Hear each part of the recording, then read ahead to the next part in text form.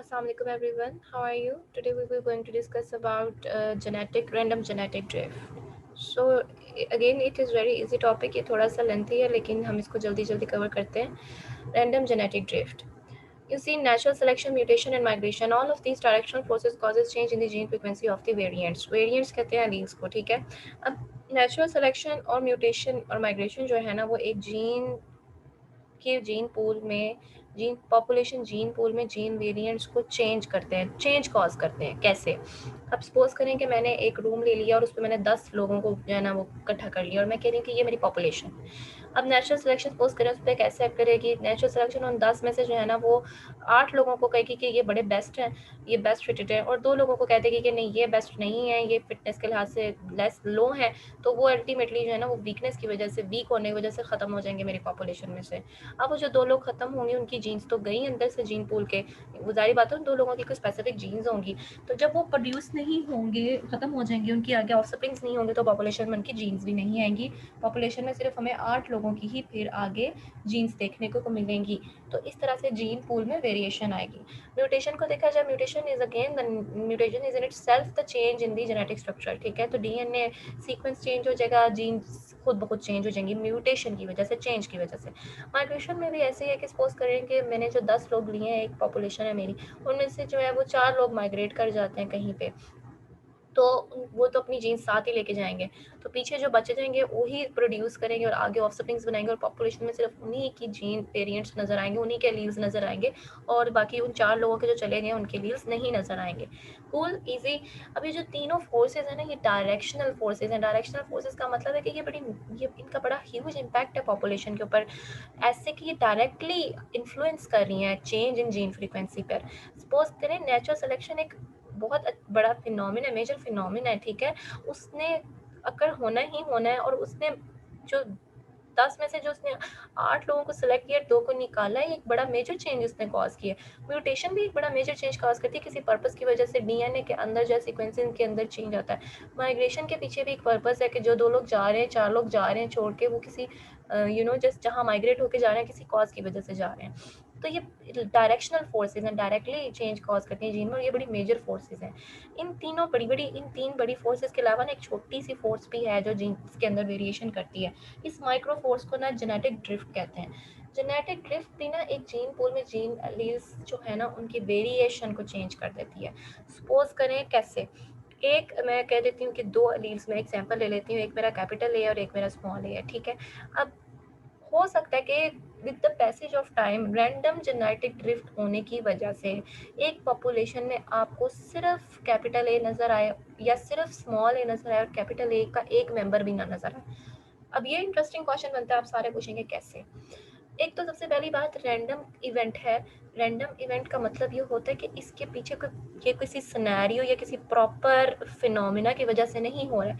ये एक पॉपुलेशन में रैंडमली हो रहा है. अब रैंडमली कैसे हो रहा है? रैंडमली लक बाय चांस हो रहा है. जैसे 10 लोग हैं, 10 लोगों को बजाय अब मैं कह देती हूँ ये जो 10 लोग हैं इनमें से 4 लोग by chance, suddenly by chance जो है ना वो मैं निकाल देती हूँ, एलिमिनेट कर देती हूँ.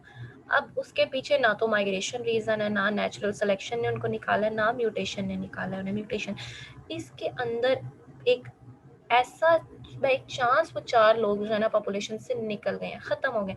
हो सकता है कि वो जो 4 लोग थे वो नेचर के लिहाज से बड़े फिटनेस में बड़े अच्छे हों, उनमें कोई म्यूटेशन भी ना हुई हो, वो माइग्रेट भी ना किए हों, और वैसे ही मर गए हों, बाय चांस ख़त्म हो गए हैं, ठीक है. तो बाय चांस या वैसे ही कहीं मूव कर गए. तो इस बाय चांस इवेंट की वजह से जो एक पॉपुलेशन के अंदर जो है वो चेंज आ गया जेनेटिक पूल के अंदर और जीन वेरिएंट्स के अंदर उन 4 लोगों के जाने से, उसको कहते हैं random genetic drift. I hope आपको अब एक कॉन्सेप्ट मिल गया होगा और ये चीज़ आसान होगी आपके लिए, ठीक है. अब देखें, रैंडम जेनेटिक ड्रिफ्ट का ना एक फ़ायदा है. अब ये एक पर्पस वाली चीज़ है. इसका मकसद क्या है? जब एक पॉपुलेशन है ना उसके अंदर अगर हम इन तीनों फोर्सेस को कह देना कि सपोज करें एग्जिस्ट नहीं कर रही हैं, नेचुरल सिलेक्शन भी नहीं हो रही, म्यूटेशन भी नहीं हो रही, माइग्रेशन भी नहीं हो रही, फिर भी अगर किसी पॉपुलेशन में कोई चेंज आ रहा है ना, तो वो हम कहते हैं कि जेनेटिक ड्रिफ्ट की वजह से आ रहा है। जेनेटिक ड्रिफ्ट की वजह से एक अलील की फ्रीक्वेंसी एक पॉपुलेशन में सपोज करें कैपिटल ए की 100% हो गई है और एक अलील जब वो ज़ीरो रह गया, यानी उसकी ख़त्म हो गया पॉपुलेशन। सपोज करें रैंडमली एक अलील जो है ना वो बार बार दो लोग मेट करते हैं और उनके ऑफस्प्रिंग बनते हैं, दो लोग मेट करते हैं और उनकी ऑफस्प्रिंग बनने से जो मेरी अगली पॉपुलेशन आ रही है ना, बाई चांस उसके अंदर ऐसा होता है कि हर ऑफस्प्रिंग में कैपिटल ए जीन जो है ना वो पाई जाती है और स्मॉल ए ख़त्म हो गया। ठीक है, अब इसको मैं ये कहूँगी कि जो जेनेटिक ड्रिफ्ट है ना, इसने क्या किया है कि ये इसको आप समझ लेंगे ए अलील को फिक्स कर दिया, यानी कैपिटल ए जो कि बहुत ज़्यादा है 100% पाया जा रहा है, उसको उसने पॉपुलेशन में फिक्स कर दिया। फिक्स का मतलब ये होता है ना, जैसे आप नेल लेते हैं और उसको आप बॉल में फिक्स कर देते हैं कि ये अब ये उस जगह पे अब एक पूरी की पूरी पॉपुलेशन में ऑल ओवर आपको कैपिटल ए जी नहीं नज़र आएगा, स्मॉल ए 0% है, तो वो जो फिक्स्ड हो गया है, कैपिटल ए फिक्स्ड हो गया और जो 0% अलील था ना वो लॉस्ट हो गया कम्प्लीटली। कूल, आई थिंक आपके लिए चीज़ अब आसान होगी।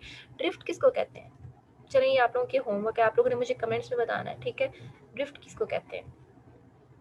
अब अगला क्वेश्चन हम लोग देखते हैं। But apart from this directional force there is non directional. Non directional का मतलब है कि एक माइनर सी फोर्स, इसका कोई डायरेक्ट इन्फ्लुएंस नहीं है चेंज इन जीन फ्रीक्वेंसी में। अब ये इसका हरगिज मतलब नहीं कि एक पॉपुलेशन में जब भी चेंज आएगा आपने कहना है ये तो जेनेटिक ड्रिफ्ट की वजह से है। जेनेटिक ड्रिफ्ट एक छोटी मासूम सी चीज़ है, यानी बाय चांस एक इवेंट हो रहा है। मेजर चेंजेस तो नेचुरल सिलेक्शन और म्यूटेशन और माइग्रेशन जो हम पीछे इतनी बार पढ़ चुके हैं, इतनी लंबी लंबी इनकी डिटेल्स पढ़ चुके हैं, इनकी वजह से पॉपुलेशन में हो रहा है, इसका भी इम्पैक्ट है। अब ये जो छोटा सा ये फैक्टर है ना जेनेटिक ड्रिफ्ट, ये स्मॉल पॉपुलेशन में ही विजिबल होता है। अगर एक बहुत लार्ज पॉपुलेशन है ना, उसमें आपको रैंडम इवेंट का कोई असर नहीं नजर आना है। अब इसकी मैं आपको एग्जांपल देके समझाती हूँ। देखें, this directional forces there is one non-directional force called genetic drift that controls and changes the gene frequency in a population. Genetic drift eliminates a particular allele from a population or causes one allele to be present only in the population. This happened in variable or random sampling of the population. Random sampling का मतलब ये हरगिज़ मत समझिएगा, मैंने भी जब ये सम पढ़ा था तो मैं इसको समझती थी कि शायद हम कोई प्रैक्टिकल किसी जगह पे ना रैंडम सैम्पलिंग कर रहे हैं, वो चीज़ नहीं है। रैंडम सैम्पलिंग ऑफ पॉपुलेशन का मतलब है कि एक पॉपुलेशन है, रैंडमली वो बन रही है, ऑफस्प्रिंग उसमें प्रोड्यूस हो रहे हैं, सैम्पल हो रही है, सैम्पलिंग हो रही है पॉपुलेशन की, और उसके दौरान में रैंडमली एक कुछ ऐसे इवेंट्स होंगे कि कुछ अलीज ख़त्म हो जाएंगे, कुछ अलीज रह जाएंगे, ठीक है? Okay, so genetic drift occur in a small population. Cool, ये लाइन आपने याद रखनी है, अगर एमसीक्यू में आए तो आपने इसको स्मॉल पॉपुलेशन में ही होगी ये नजर आएगी, बड़ी पॉपुलेशन में आपको ड्रिफ्ट नहीं नजर आने वाला। If the population is large the effect of the genetic drift is not noticeable, but in real the populations are smaller, the genetic drift is visible as it will cause gene frequency changes because of sampling error. अब देखें, इस line का मतलब ये कि वो कह रहा है कि मोस्टली जो हमारी पॉपुलेशन होती है ना वो स्मॉल इन साइज ही होती है। क्यों? क्योंकि हमारे, अगर आप रीजन्स देख लें, हमने उनको डिवाइड किया होता है। गुजरांवाला की आप पॉपुलेशन देख लें तो एक पूरे पाकिस्तान की पॉपुलेशन, फिर गुजरांवाला की, फिर उसमें हर स्पेसिफिक सिटी की पॉपुलेशन, ह्यूमंस की ही इतनी डिवाइडिंग हो चुकी हुई है। एक नॉर्थ अमेरिका के ह्यूमंस और होंगे, यूरोप के, अफ्रीका के ह्यूमंस और होंगे, ठीक है? अगर एनिमल्स की बात करें तो सेम इसी तरह पॉपुलेशन जो है वो छोटी हो गई है साइज़ में। लार्ज पॉपुलेशन नहीं, आपको बहुत है, वो भी लार्ज पॉपुलेशंस भी हैं, ठीक है, लेकिन मोस्टली हमारे पास स्मॉल पॉपुलेशन ही एग्जिस्ट करती हैं। इनमें हमें जेनेटिक ड्रिफ्ट हमें बड़ा विजिबल ही नज़र आता है। जैसे कि, और जेनेटिक ड्रिफ्ट होता क्यों है, इसका कॉज क्या है? नेचुरल सिलेक्शन का एक कॉज था, म्यूटेशन का कॉज था, माइग्रेशन का कॉज था। जेनेटिक ड्रिफ्ट का कॉज क्या है? रैंडम सैम्पलिंग, एक सैम्पलिंग एरर है। एरर कैसे आ गया है? किसी भी रीज़न से सैम्पलिंग एरर बन सकता है। रैंडम सैम्पलिंग एरर यानी रैंडमली कुछ लोग अंदर से, मैंने जैसे एग्जांपल दी क्या, रैंडमली कुछ जीन्स एक पॉपुलेशन से एलिमिनेट हो रही हैं because of the randomly selection of the population. Suppose करें कि 10 लोगों में से, उस कमरे के 10 लोगों में से मैं कहती हूँ 8 लोग आपस में मेट कर रहे हैं और 2 लोग आपस में मेट नहीं कर रहे हैं। अब उनकी मेटिंग ना करने की वजह से रैंडमली उस 10 पॉपुलेशन में से, 10 की पॉपुलेशन में से 8 लोग सिर्फ मेट कर रहे हैं, उन 8 की ही जीन्स आगे जाएंगी। सपोज करें उन 8 लोगों में कैपिटल ए जीन था और जो स्मॉल ए जीन था उस पॉपुलेशन के उन 2 लोगों में था जो वो ब्रीड ही नहीं कर रहे हैं, जो मेट ही नहीं कर रहे हैं। अब क्या होगा? अब रैंडमली ये सैम्पलिंग एरर हुआ ना कि 8 लोगों की वो स्मॉल कैपिटल ए जीन, फिर अगली जनरेशन में आएगा आपको स्मॉल ए नज़र नहीं आएगा। कूल, अब अगली बात करते हैं, there is a great chance of obtaining a good sample of genes of previous generation without any change in the gene frequency of the alleles. ठीक है, वो कह रहे हैं कि if the number of parents, sorry this is parents, corrected, if the number of parents is considerably large and no directional forces are acting on a population, there is a great chance of obtaining a good sample of genes of previous generation without any change in the gene frequency of the alleles. cool, अब बड़ी और छोटी population में अब मैं आपको समझाती हूँ कि कैसे इसका इफेक्ट जो है वो विजिबल है। देखें, अगर मैं एक्सपोज, जैसे मैंने 10 लोगों में से कहा, 10 लोगों में से मैं कह रही हूँ 8 के पास कैपिटल ए जीन थी और 2 के पास स्मॉल ए जीन थी। उन 2 लोगों ने कहा हम नहीं मेट करेंगे, ठीक है, उनकी जीन तो रुक गई, स्मॉल ए अगली जनरेशन में नहीं आएगा। वो जो 8 लोग थे उनके पास सिर्फ कैपिटल ए अलील था। अब क्या होगा, वही आपस में मेट करेंगे, हमें अगली जनरेशन में कैपिटल ए जीन ही नजर आएगा, वो फिक्स हो जाएगा और स्मॉल ए खत्म। अब सपोज करें मैं एक कमरे में 100 लोग ले लेती हूँ। अब 100 लोगों में से मैं कह देती हूँ कि चलें जो है ना वो 60 लोगों के पास कैपिटल ए जीन है और जो 40 लोग हैं ना उनके पास स्मॉल ए जीन है। अब क्या 40 के 40 ही आपस में मेट नहीं करेंगे? ऐसा तो नहीं हो सकता। हो सकता है उन 40 में से कोई 2 ही ऐसे हों जो आपस में मेट कर जाए और स्मॉल ए जीन फिर हमें अगली जनरेशन में नजर आ जाए। समझ रहे हैं आप मेरी बात? अब कहाँ 100 लोगों में से प्रोबेबिलिटी कितनी कम हो गई है। इसी तरह जब जितनी लार्ज पॉपुलेशन होगी उतना मुश्किल हो जाएगा आपको जेनेटिक ड्रिफ्ट नजर आना।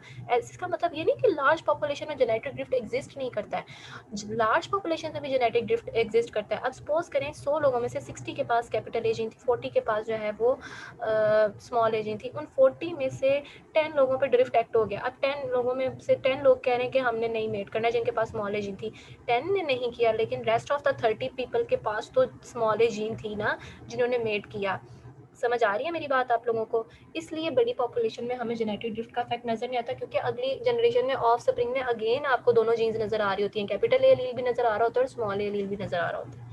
सो cool, I think everything is clear to you now. अब हम इसका थोड़ा सा मैथमेटिकल एक्सप्रेशन देख लेते हैं कि कैसे इसमें हम कैसे जो है वो जेनेटिक ड्रिफ्ट को जो change in the gene frequency है, सपोज करें मेरी एक जनरेशन 1 थी, ठीक है, उसकी जो है वो जीन फ्रीक्वेंसी कुछ और थी। अब मैं अपनी जनरेशन 2 में जो जीन फ्रीक्वेंसी मेरी आई है after drift, after genetic drift, वो क्या आएगी उसको मैं कैसे कैलकुलेट करूंगी? मैं इस फॉर्मूला के अकॉर्डिंग करूंगी, sigma is equal to square root P Q over N. अब इसमें जो एक्सटेंट ऑफ पॉपुलेशन डेविएशन है, यानी डेविएट कितनी की है जनरेशन 1 से जनरेशन 2 में, जो जीन की फ्रीक्वेंसी है वो कितनी डेविएट हुई है। सपोज करें जनरेशन पॉपुलेशन 1 में 90% कैपिटल ए था और 10% स्मॉल ए था।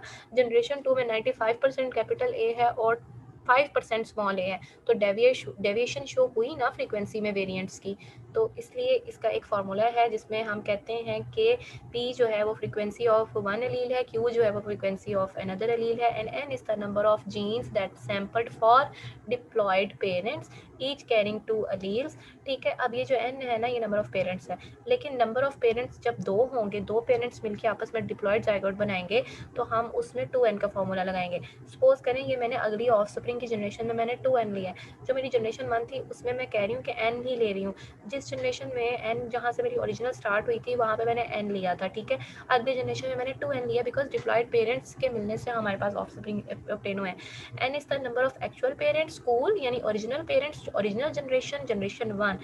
For a large population the value of fluctuation ranges from 0.5 to 0.005। अब देखें ये ना इन्होंने कैलकुलेट की हुई है, अगर आप बुक्स में से देखेंगे इसको तो प्रॉपर उन्होंने देखे। आई डोंट थिंक सो कि आपको ये सारी कैलकुलेशन याद करनी चाहिए। आप लोगों के लिए यही काफ़ी है कि अगर एक लार्ज पॉपुलेशन होगी ना तो जो वैल्यू ऑफ फ्लक्चुएशन है ना वो रेंज करेगी 0.5 से 0.005, या तो 0.5 प्लस ज़्यादा या 0.005 माइनस। ठीक है, माइनस में अगर जाएगी तो इतना और प्लस में जाएगी, यानी प्लस माइनस इसकी रेंज में रहेंगे। अब ये बहुत छोटी वैल्यू है। एक लार्ज पॉपुलेशन में अगर 0.5 या 0.005 का चेंज आ गया, यानी 0.5 सपोज करें कि एक एलील की फ्रीक्वेंसी ज़्यादा हो गई है, तो वो कितनी ज़्यादा होगी? बहुत माइनर, नज़र नहीं आएगी। या 0.005 ज़्यादा हुई है तो बिल्कुल ही नज़र नहीं आएगी। यानी क्या होगा, बहुत छोटा माइनर सा एडिशन हुआ है। अगर मैं यही सब्ट्रैक्शन में ले जाऊँ कि एक पॉपुलेशन में एक एलील जो है वो 0.5% की रेशो से कम हो गया, बहुत छोटी रेशो है, again it is not visible. लेकिन अगर मैं कंसीडर करती हूँ if we consider 5000 parents generation, a population and P and Q will be equal to 0.5 for a small population. If we consider, अब ये जो मैंने जो मेरी लार्जर पॉपुलेशन थी ना उसमें 5000 पेरेंट्स कंसीडर की हैं, तो मैं ये कह रही हूँ If we consider 5,000 parents generation, a population and P and Q will be equal to 0.5 for a small population. अब मैं बात कर रही हूँ फॉर अ स्मॉल पॉपुलेशन क्या होता है. For a small population if we consider 2 parents, अब मैंने 5,000 पेरेंट्स की बजाय ना सिर्फ 2 पेरेंट्स ले लिए हैं. उसके अगर मैं फार्मूला में पुट करूँगी यहाँ पे 2n में, तो 2 इंटू 2 इज इक्वल्स टू 4 हो जाएगा.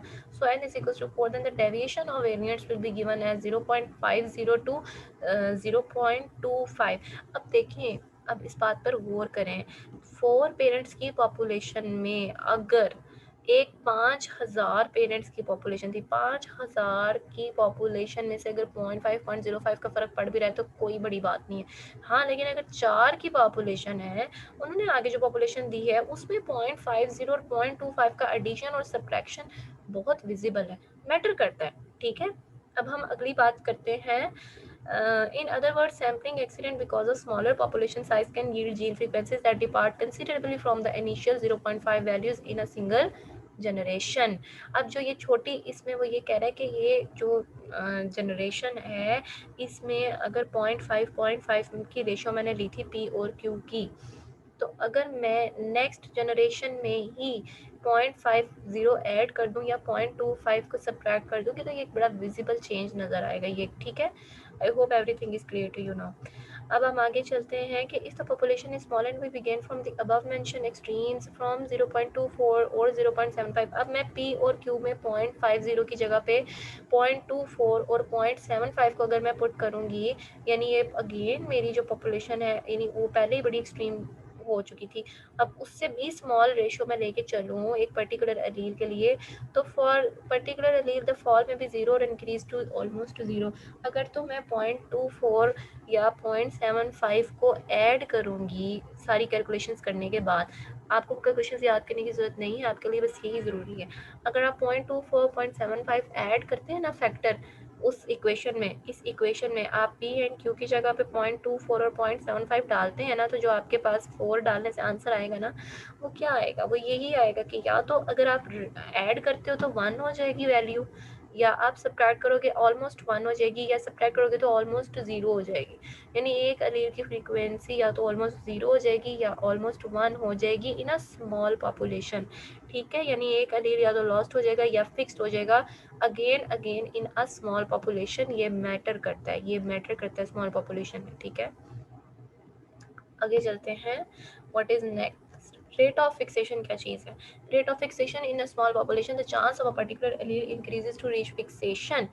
ठीक है, एक स्मॉल सी पॉपुलेशन में एक चांस है of a particular allele increases to reach a fixation. अब मैं कैपिटल ए एलील को कह रही हूँ कि ये 100% एक पॉपुलेशन में पाया जा रहा है. इस चांस ऑफ फिक्सेशन को, कि वो फिक्स हो रहा है, किस रेट से हो रहा है, उसको मैं कहूँगी rate of fixation. To eliminate और remain only in the population, the population of such population to attain fixation is called the rate of fixation and is given as, this is the formula, half multiplied by N. ठीक है, if N is large the fixation will be slow. देख लें, अगर N जो है वो ज़्यादा होगा, यानी नंबर ऑफ इन पेरेंट्स अगर ज़्यादा होंगे, जितनी बड़ी पॉपुलेशन होगी उतना ही फिक्सेशन मुश्किल है, स्लो है.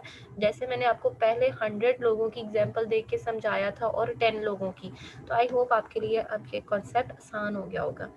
ठीक है, जितनी लार्ज पॉपुलेशन होगी, जेनेटिक ड्रिफ्ट यानी fixation of a particular allele उतना ही आपको कम नज़र, मुश्किल से नज़र आएगा, नोटिसेबल नहीं होगा.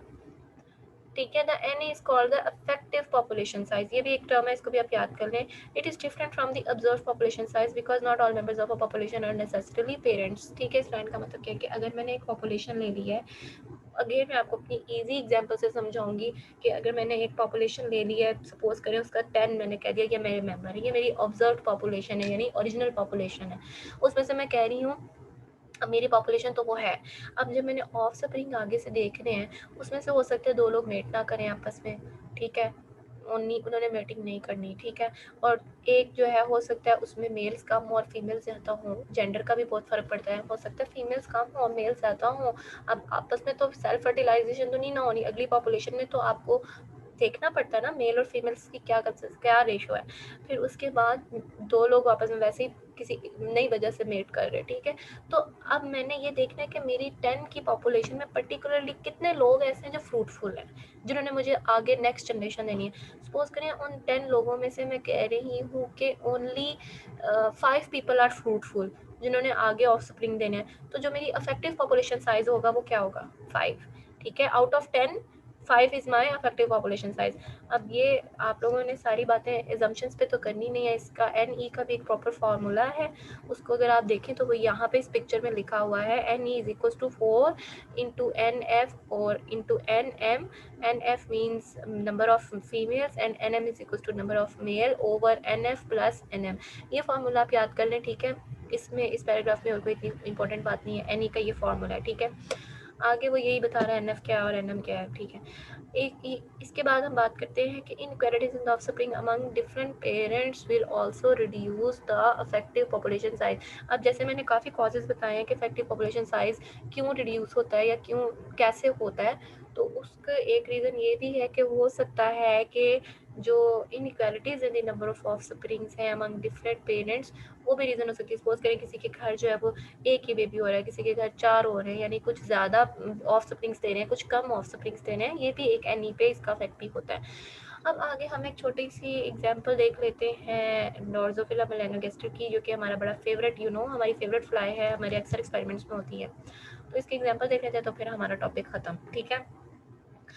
इसके अंदर ना ब्यूरी ने ना एक एक्सपेरिमेंट किया था, उसने ना इसका जेनेटिक ड्रिफ्ट देखा था। 2 अलील्स उसने ले लिए थे, brown BW and BW75। wait let me show you। Bury ने 2 अलील्स ले लिए थे, BW और BW75। कूल, ठीक है। अब ये जो हेटेरोजाइगस कॉम्बिनेशन है, इसके अलावा जो है वो BWW भी कॉम्बिनेशन था और BW75 यानी ये उसकी आइज का ना कलर डिटेक्ट कर, ब्राउन कलर, ठीक है। ब्राउन कलर को ये कंट्रोल करती है जीन्स, ठीक है, जो भी करती हैं। आपने जेनेटिक ड्रिफ्ट को देखना है वो क्या कर रहा है, ठीक है। जेनेटिक ड्रिफ्ट ने अब उसने कैसे इसको किया कि जब उसने फ्लाइज को ले लिया, 107 फ्लाइज उसने ले ली, ठीक है। एक इसमें बाइबल में उसने ले ली, ठीक है। उस 107 लाइन्स उसने एडजस्ट की फ्लाइज की, ठीक है। और उसमें से उसने क्या किया, नेक्स्ट जनरेशन में उसने जो 8 उसने मेल्स लिए, 8 फीमेल्स ली, ठीक है। उनको आपस में उसने क्रॉस करवाया और 16 यानी टोटल हमारे पास जो है ना उसने मेंबर्स ले लिए, फीमेल्स और मेल्स, ठीक है, टोटल मिला के।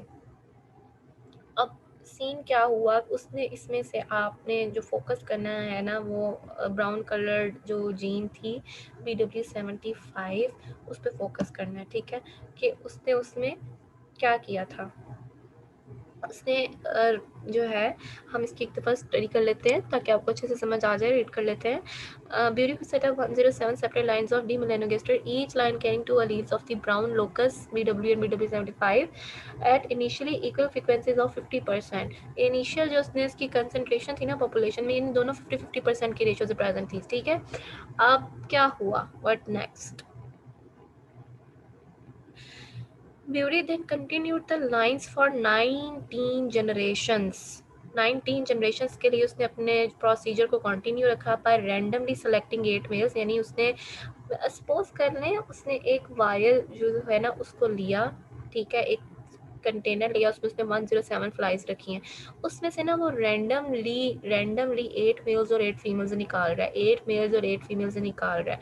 यानी वो कोई स्पेसिफिक नहीं करा कि मैं BW75 जीन वाली जो है फीमेल लूँगा और BW75 वाली ही मेल लूँगा, नहीं, वो बाय चांस निकाली जा रहा है, अब उसको नहीं पता कि जीन्स क्या है अंदर, ठीक है। वो ये आपकी आसानी के लिए मैं आपको कह रही हूँ। Murray then continued the lines for 19 generation by randomly selecting 8 males and 8 females as parents from each preceding generation। n is equals to 16, that is equals to 32 brown alleles। यानी जारी बात है 16 अगर पेरेंट्स है तो 2 alleles are always present in the form of pair, so 2 into 16 is equals to 32, so brown alleles and scoring the frequency of 2 different brown alleles। अब उसने जब 19 generations ले ली ना, randomly सेलेक्ट करता गया, 8 मेल्स और 8 फीमेल्स नहीं, उनको ब्रीड करवाया, उनको ब्रीड करवाने के बाद उसने देखा जी ऑफ स्प्रिंग में जो है वो अलील्स क्या किस रेशो से आ रहे हैं, ठीक है। 19 टाइम्स जब उसने ये एक्सपेरिमेंट कर लिया तो उसको क्या नजर आया। अब आपने एक बात नोटिस करनी है, ही चूज रेंडमली। रेंडमली मतलब क्या आ गया, रेंडमली का मतलब ये है कि यहाँ पे जो चेंज आने लगा ना इस पॉपुलेशन में, वो इस वजह से आने लगा कि उसने रेंडमली मेल और फीमेल सेलेक्ट किए थे, और वो रेंडमली जो सिलेक्शन होती है उसको हम क्या कहते हैं, yes you are right, genetic drift कहते हैं। ठीक है, आगे हम चलते हैं। Okay, so by first generation of shows by first generation of the experiment, a number of Puris population already showed departure from the of original 50% BW75 frequency. पहले जब उसने ये स्टार्ट किया था एक्सपेरिमेंट तो जो दोनों लील्स थे उनकी 50% जो है ना वो फ्रीक्वेंसी थी। अब जब उसने क्या देखा कि जो BW75 था ना वो तो डिपार्ट हो गया अपनी ओरिजिनल फ्रीक्वेंसी से 50% वाली से, and genetic drift continue to increase successively so that by generation 19 more than half the 107 populations reaches fixation for either the BW or BW75 alleles।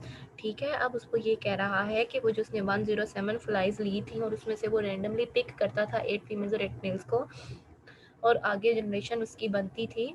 अब वो ये कह रहे हैं कि वो 50% वाला सिनेरियो तो गया ना, पहले ही जनरेशन में ही चला गया, वो पहले ही ख़त्म हो गया। अब जेनेटिक ड्रिफ्ट कॉन्टीन्यूसली 19 जनरेशन तक वर्क करती रही, और जो more than half of the 107 population थी ना वो फिक्स हो गई।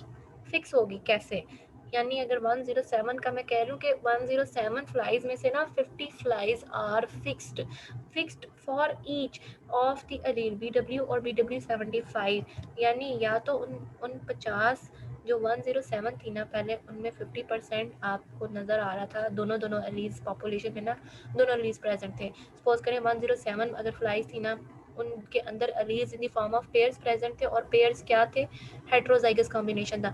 हर मेंबर के अंदर 50% BW था और हर मेंबर में BW75 भी था, यानी 50-50% की रेशो से चल रहे थे। लेकिन एंड पे क्या हुआ कि उस 107 में से ना सपोज करें 50 जो फ्लाइज थी ना उनके अंदर BW75 यानी BW75 ओनली अलील प्रेजेंट था, या BW75 यानी BW नहीं था, या BW ओनली था यानी होमोजाइगस कॉम्बिनेशन आ गया, BW ओनली था और BW75 दोनों में नहीं था। समझ आ गई कि ये इस लाइन का मतलब क्या है। अब आपके लिए आई होप ये एक्सपेरिमेंट बहुत आसान हो गया। आगे हम चलते हैं। 19 more than the half of the population reached two fixation for either the BW or BW75 alleles. Despite these genetic differences, note that the average frequencies of brown alleles when combining all populations remain at about 0.5. अब देखें वो यही बात कर रहा है, यहाँ start में उसने एक बात की थी कि 50% पॉपुलेशन में 50-50% की रेशो में दोनों प्रेजेंट, 50% BW75 था और 50% इसका 50% का मतलब ये है कि एक हेट्रोजाइगस कॉम्बिनेशन था हर फ्लाई में।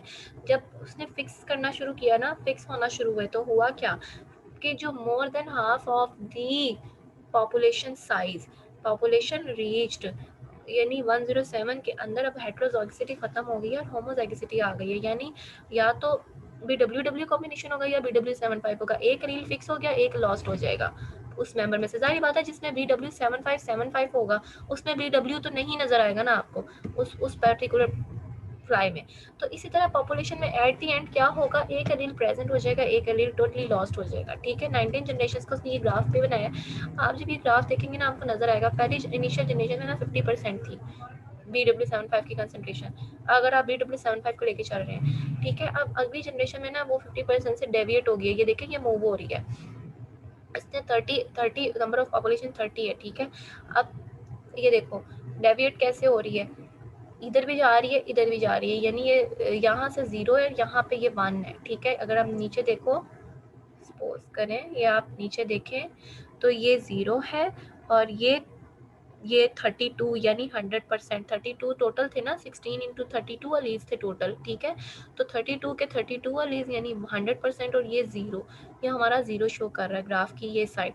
तो यहाँ पे ना आपको अलील की वेरिएशन नज़र आना शुरू हो जाएगी। पहले अलील 50% था, BW75 जो है ना 50% की रेशो से प्रेजेंट था, यानी उसके कितने मेंबर्स थे, 16 जो है ना BW75 अलीज प्रेजेंट थे।